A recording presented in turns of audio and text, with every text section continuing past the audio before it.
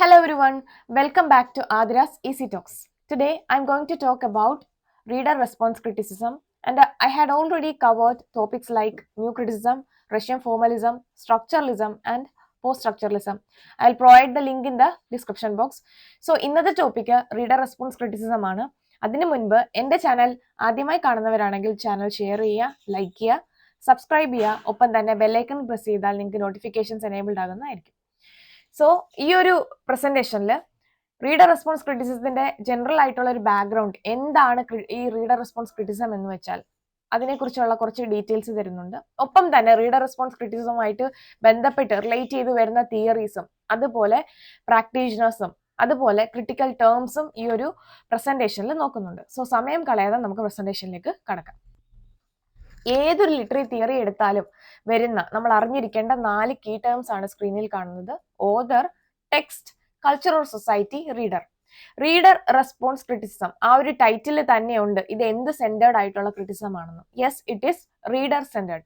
ഒറ്റ വാക്കിൽ പറഞ്ഞാൽ ഈ ഒരു തിയറി ഞാൻ ഒറ്റ ലൈൻ കൊണ്ട് എക്സ്പ്ലെയിൻ ചെയ്യാം. അമ്മയെ തല്ലിയാലും 2 പക്ഷം. ഓക്കെ, അതിൽ തന്നെ അതിൻ്റെ ഒരു മീനിങ് ഉണ്ട്. വേറൊന്നുമല്ല, ഇത് റീഡർ സെന്റേർഡ് ആണെന്ന് പറയുന്നുണ്ടല്ലോ. സോ ഇവിടെ ടെക്സ്റ്റ് അല്ല ഇമ്പോർട്ടന്റ്, ഇവിടെ ഓതർ അല്ല ഇമ്പോർട്ടന്റ്, കൾച്ചർ അല്ല ഇമ്പോർട്ടന്റ്, പകരം റീഡർ ആണ്. ഒരു ടെക്സ്റ്റിലെ മീനിങ് ഇവിടെ സൃഷ്ടിക്കുന്നത് ആരാണെന്നാ പറഞ്ഞേക്കുന്നത്? റീഡർ ആണ്. സോ ഏതൊരു ടെക്സ്റ്റ് കിട്ടിയാലും ആ ടെക്സ്റ്റിന് പല ഇന്റർപ്രിട്ടേഷൻസ് പോസിബിൾ ആണ്. ഓരോ റീഡറിന്റെയും കൾച്ചറൽ ഹിസ്റ്റോറിക്കൽ ആയിട്ടുള്ള ബാക്ക്ഗ്രൗണ്ട് അതായിരിക്കും ആ ഒരു ടെക്സ്റ്റിന്റെ ബേസിക് ആയിട്ടുള്ള ഇന്റർപ്രിട്ടേഷന് കാരണമായി വരുന്നത്. സോ അമ്മയെ തല്ലിയാലും 2 പക്ഷം എന്ന് പറഞ്ഞു കഴിഞ്ഞാൽ ഏതൊരു ടെക്സ്റ്റ് എടുത്താലും അതിന് ഓതർ ഇന്റന്റ് ചെയ്യുന്ന മീനിങ്ങിനപ്പുറം പല റീഡേഴ്സിനനുസരിച്ച് ആ ഒരു ടെക്സ്റ്റിന്റെ ഇന്റർപ്രിട്ടേഷൻസ് മാറി മാറി വരാം. സോ ഇതാണ് അതിന്റെ ബേസിക് ആയിട്ടുള്ള ജനറൽ ആയിട്ടുള്ള ഐഡിയ എന്ന് പറയുന്നത്. ഇവിടെ നിങ്ങൾക്ക് ഒരു ഇമേജ് കാണാം. സോ ഈ ഒരു സ്റ്റോറി വളരെ ഫേമസ് ആണല്ലേ, അന്ധന്മാര് ആനയെ കണ്ടതുപോലെ എന്ന് പറയുന്ന കണക്ക്.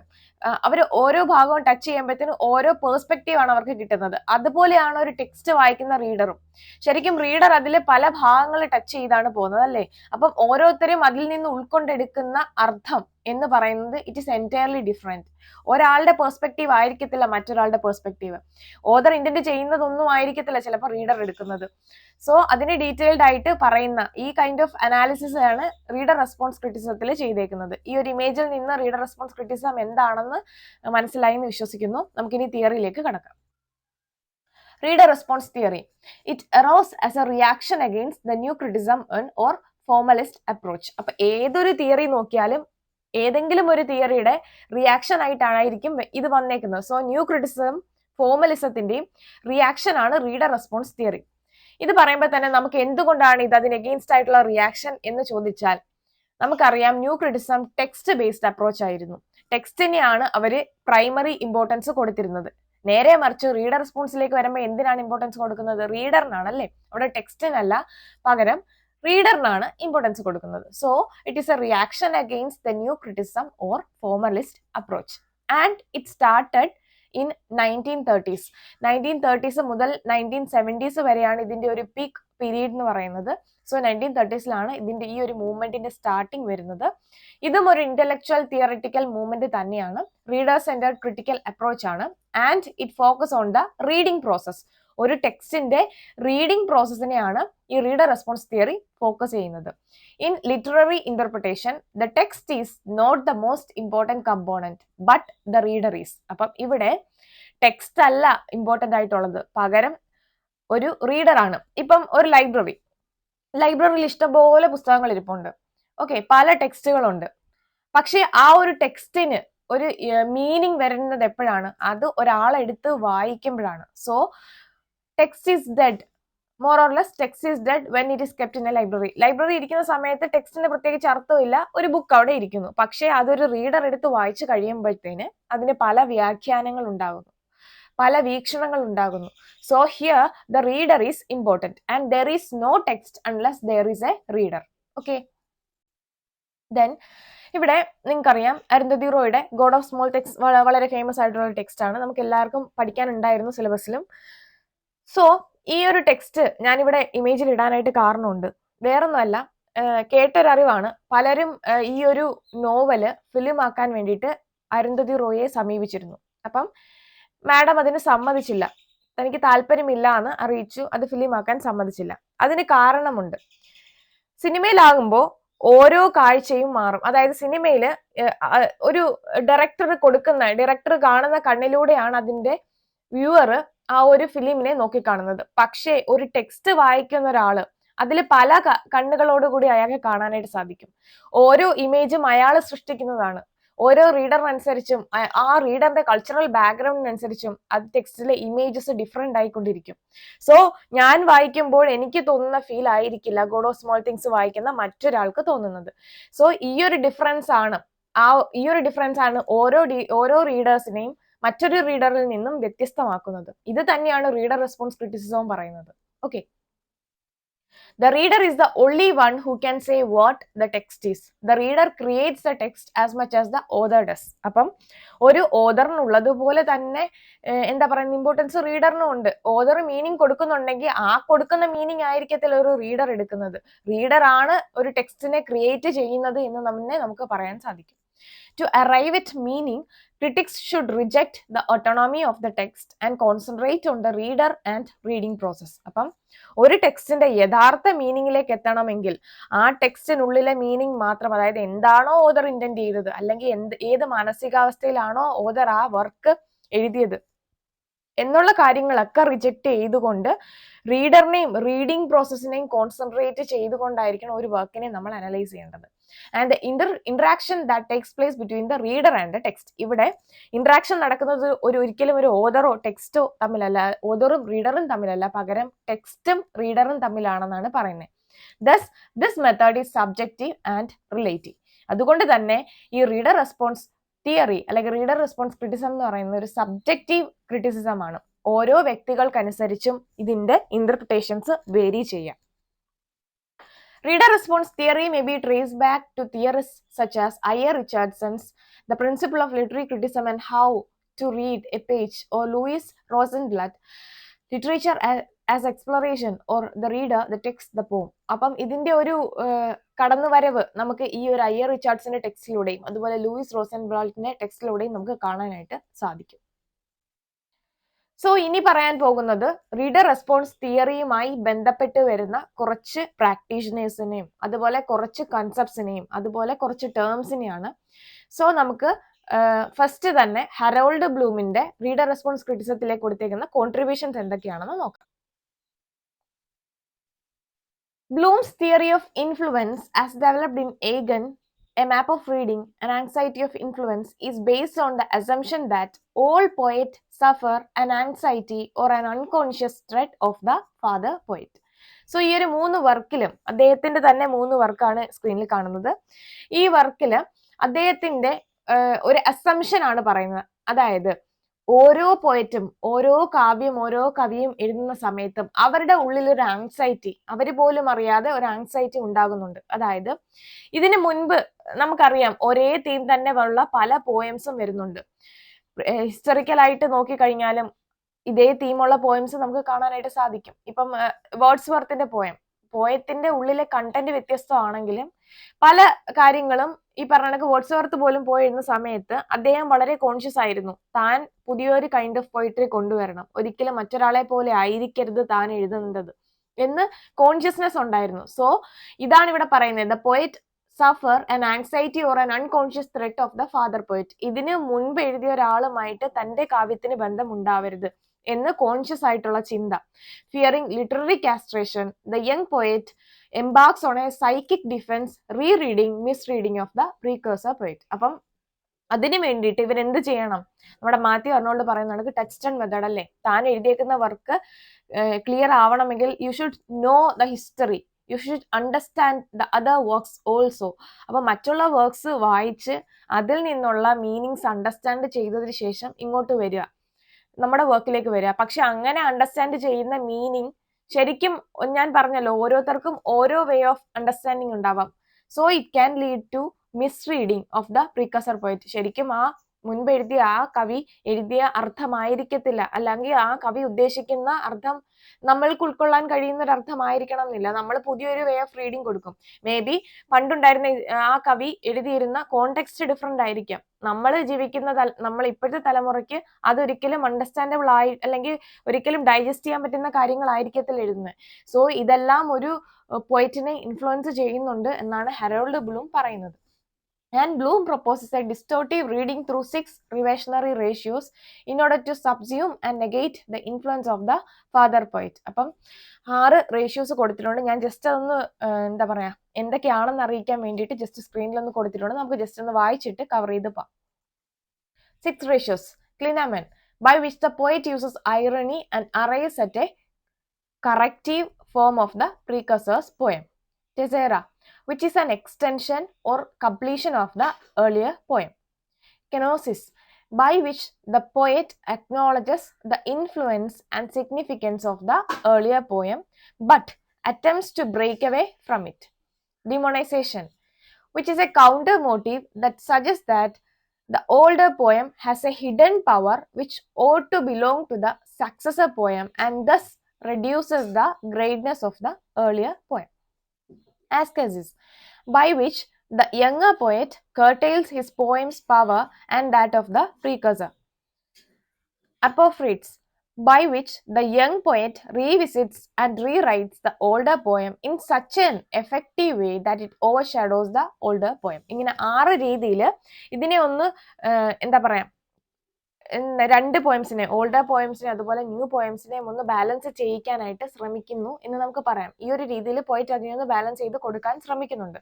സോ 6 വേസും ഈ നെയിംസ് ജസ്റ്റ് ഒന്ന് നോട്ട് ചെയ്ത് വെച്ചേക്കുക, എന്താണെന്ന് അറിഞ്ഞിരിക്കണം. The influence of phenomenology on reader response criticism.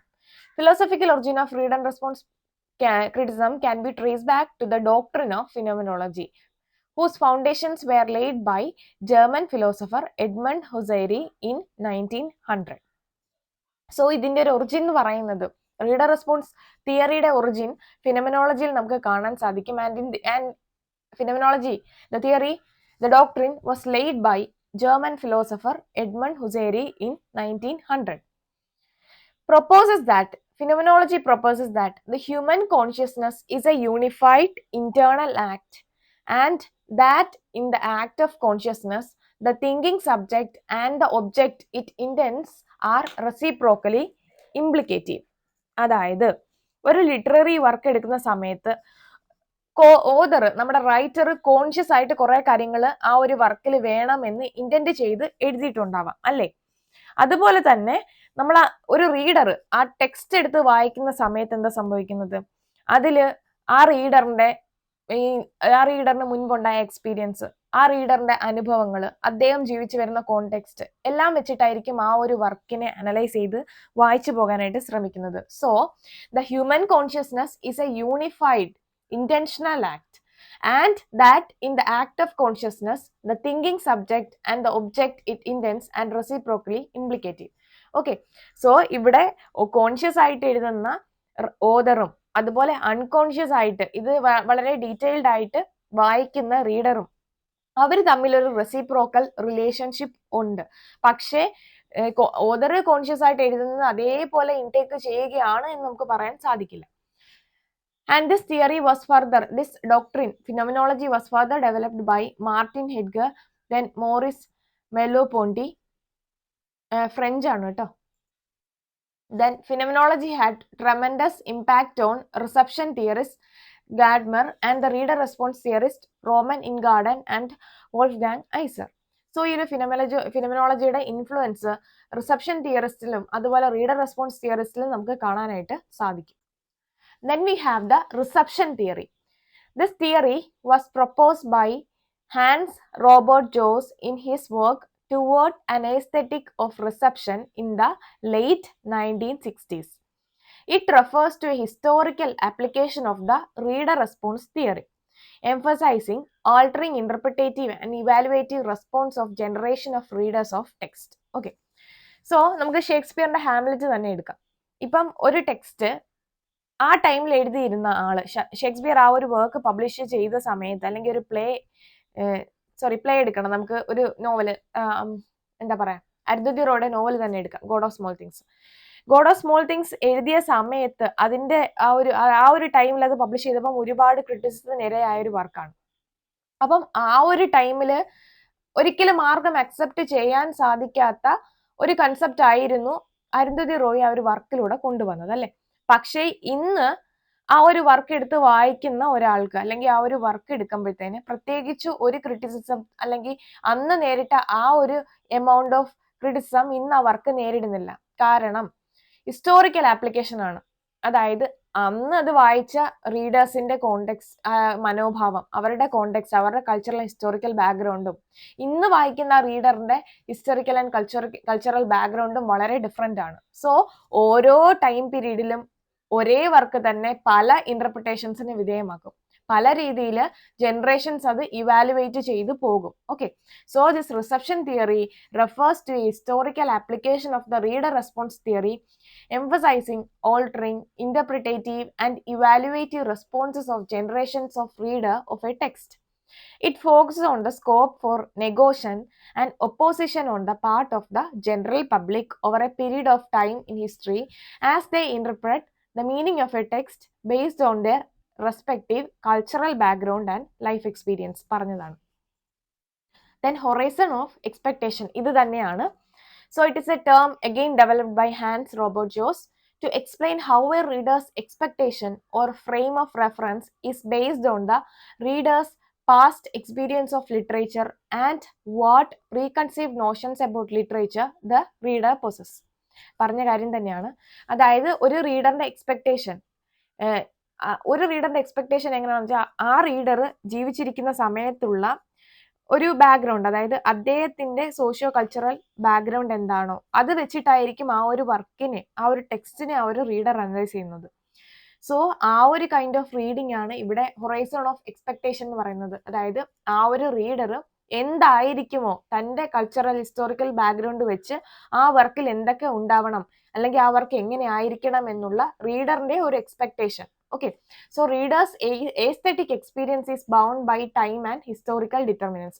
ഒരു റീഡറിന്റെ എസ്തെറ്റിക് ആയിട്ടുള്ള എക്സ്പീരിയൻസ് ടൈമും അതുപോലെ സമയാധിഷ്ഠിതമായിരിക്കും, അതുപോലെ തന്നെ ഹിസ്റ്റോറിക്കൽ ഡിറ്റർമിനൻസും അതിനകത്ത് ഉണ്ടായിരിക്കും.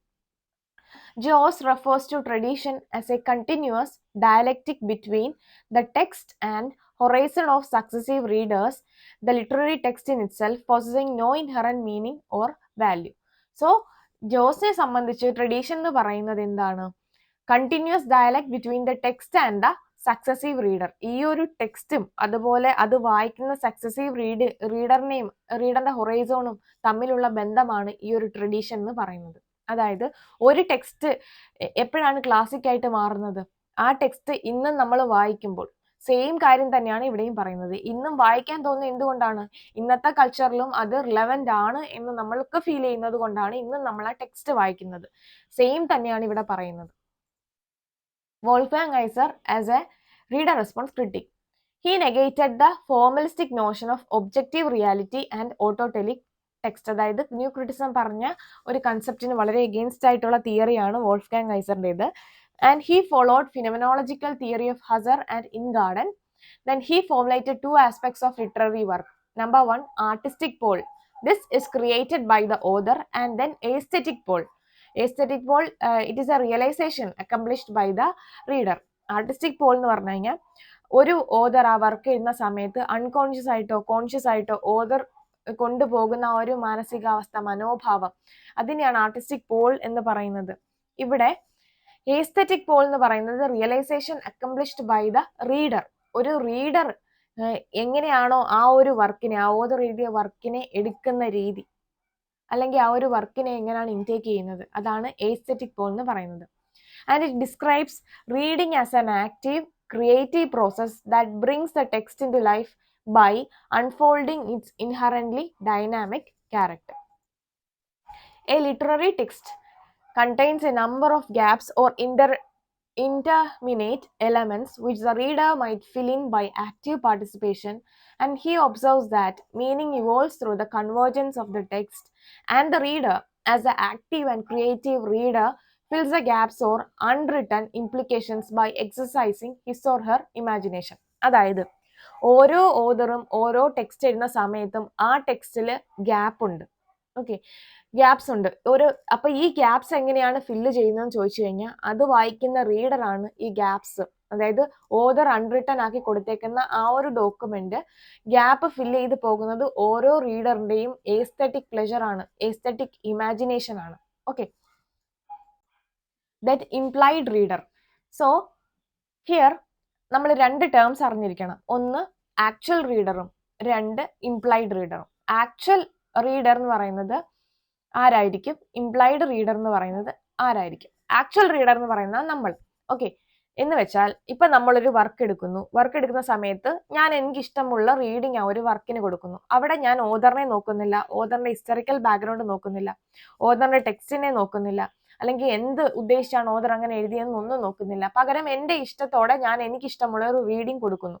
അതാണ് ആക്ച്വൽ റീഡർ എന്ന് പറയുന്നത്. നേരെ മറിച്ച് ഇംപ്ലൈഡ് റീഡർ അല്ലെങ്കിൽ ഹൈപ്പോത്തറ്റിക്കൽ റീഡർ എന്ന് പറയുന്നത് ഓതർ എന്താണോ ഉദ്ദേശിക്കുന്നത്, ഓതർ ഒരു വർക്കിൽ കൊടുക്കുന്ന ഓരോ ഫീച്ചേഴ്സും എടുത്ത് അത് തൻ്റെതായ രീതിയിൽ താൻ വായിക്കുന്നു.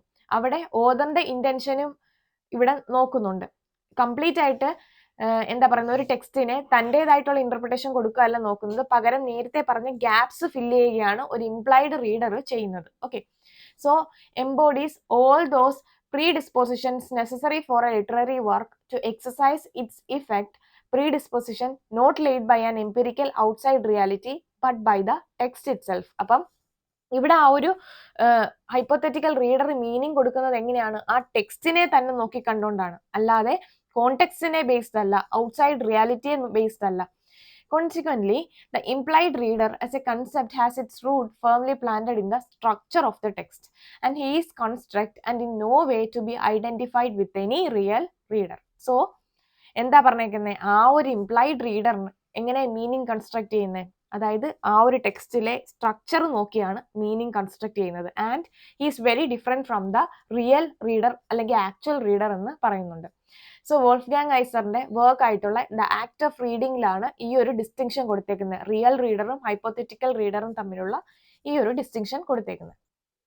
Then we have interpretive communities. അപ്പൊ എന്താണ് ഈ ഇന്റർപ്രറ്റീവ് കമ്മ്യൂണിറ്റീസ് എന്ന് വെച്ച് കഴിഞ്ഞാൽ, ആദ്യം ഈ കൺസെപ്റ്റ് കൊണ്ടുവന്നേക്കുന്നത് സ്റ്റാൻലി ഫിഷ് ആണെന്ന് അറിഞ്ഞിരിക്കുക. റീഡർ റെസ്പോൺസ് ക്രിറ്റിസിസത്തിൽ നിന്ന് തന്നെ ഉടലെടുത്ത ഒരു കൺസെപ്റ്റ് ആണ് ഇന്റർപ്രറ്റീവ് കമ്മ്യൂണിറ്റീസ് എന്ന് പറയുന്നത്.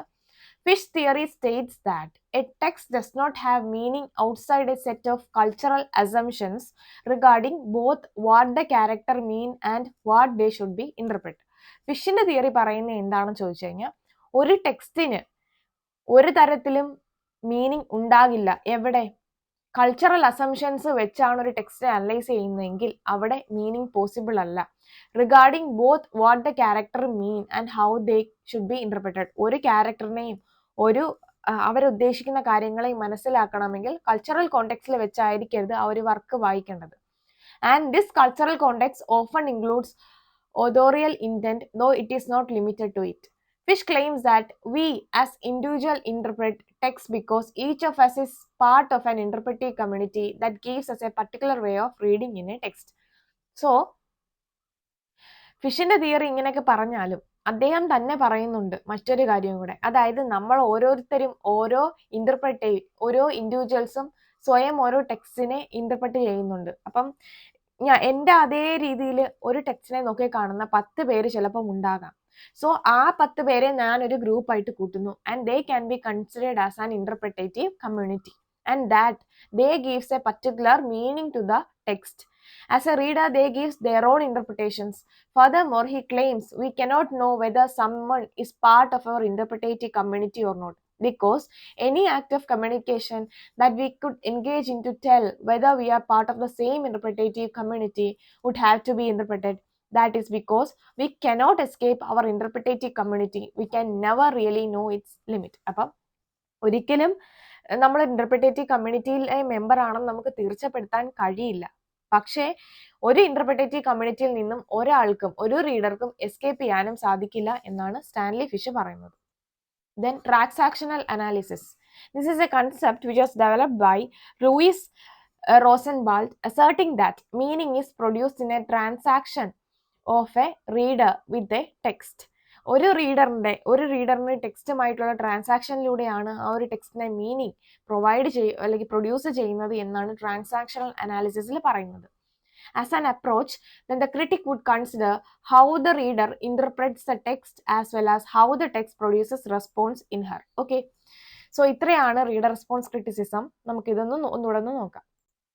അപ്പം റൊളാൻഡ് ബാർത്തിന്റെ ഫേമസ് ആയിട്ടുള്ള quote, the death of the author is the birth of the reader. ഇത് തന്നെയാണ് റീഡർ റെസ്പോൺസ് ക്രിറ്റിസിസം. ഇവിടെ റീഡറിനാണ് ഇമ്പോർട്ടൻസ് കൊടുക്കുന്നത്. റീഡറിന്റെ ബാക്ക്ഗ്രൗണ്ട്, സൊസൈറ്റി, കൾച്ചർ, ഐഡിയോളജി ഇതൊക്കെ വെച്ചിട്ടാണ് ഒരു ടെക്സ്റ്റിൽ റീഡർ മീനിങ് കൊടുക്കുന്നത്. And here the meaning that the reader gives is fluid, flexible and multiple. Okay, so reader response theory എല്ലാവർക്കും മനസ്സിലായി എന്ന് വിശ്വസിക്കുന്നു. അടുത്ത ടോപ്പിക്കുമായിട്ട് നെക്സ്റ്റ് ക്ലാസ് വീണ്ടും വരും.